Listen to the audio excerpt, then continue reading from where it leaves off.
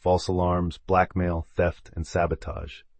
In the late 1940s, lack of mutual trust prevented the United States and the Soviet Union from making progress on arms control agreements. The Russell-Einstein Manifesto was issued in London on July 9, 1955, by Bertrand Russell in the midst of the Cold War. It highlighted the dangers posed by nuclear weapons and called for world leaders to seek peaceful resolutions to international conflict. The signatories included 11 preeminent intellectuals and scientists, including Albert Einstein, who signed it just days before his death on April 18, 1955. A few days after the release, philanthropist Cyrus S. Eaton offered to sponsor a conference called for in the manifesto in Pugwash, Nova Scotia, Eaton's birthplace. This conference was to be the first of the Pugwash Conferences on Science and World Affairs, held in July 1957. By the 1960s, steps were taken to limit both the proliferation of nuclear weapons to other countries and the environmental effects of nuclear testing. The Partial Nuclear Test Ban Treaty, 1963, restricted all nuclear testing to underground nuclear testing to prevent contamination from nuclear fallout, whereas the Treaty on the Non-Proliferation of Nuclear Weapons, 1968, attempted to place restrictions on the types of activities signatories could participate in, with the goal of allowing the transference of non-military nuclear technology to member countries without fear of proliferation. In 1957, the International Atomic Energy Agency, IAEA, was established under the mandate of the United Nations to encourage development of peaceful applications of nuclear technology, provide international safeguards against its misuse, and facilitate the application of safety measures in its use.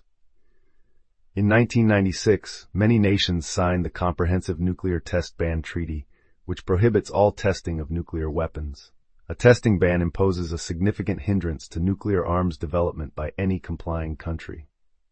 The treaty requires the ratification by 44 specific states before it can go into force. As of 2012, the ratification of 8 of these states is still required.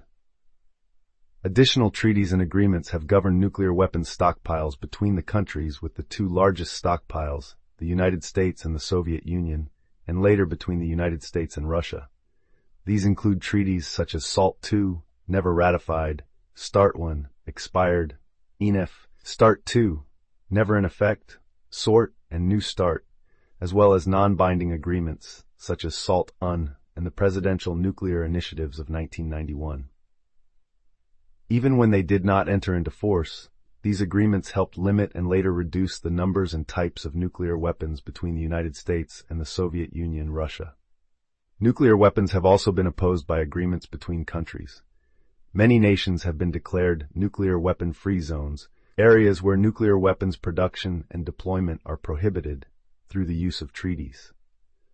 The Treaty of Tlatelolco, 1967, prohibited any production or deployment of nuclear weapons in Latin America and the Caribbean, and the Treaty of Pelindaba, 1964, prohibits nuclear weapons in many African countries.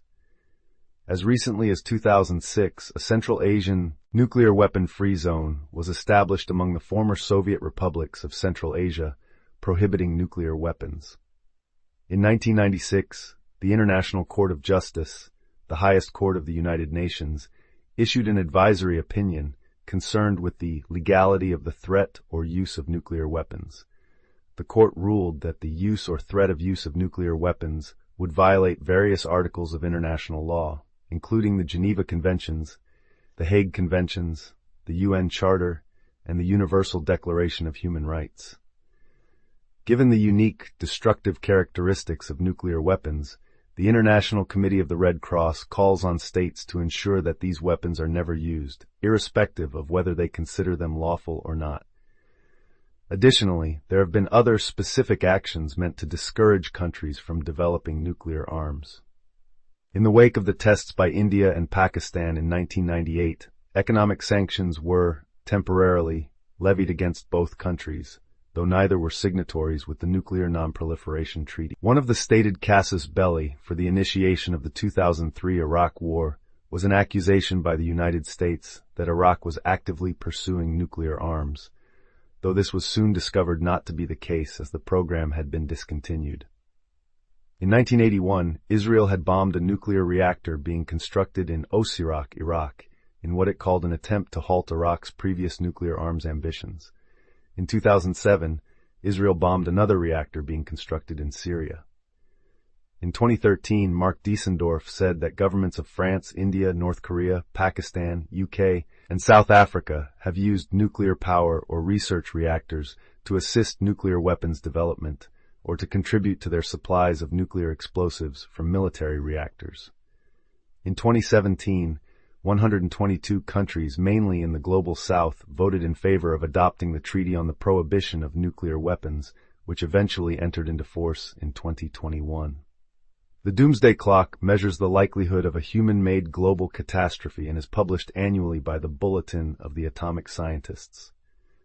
The 2 years with the highest likelihood had previously been 1953, when the clock was set to 2 minutes until midnight after the U.S. and the Soviet Union began testing hydrogen bombs, and 2018, following the failure of world leaders to address tensions relating to nuclear weapons and climate change issues.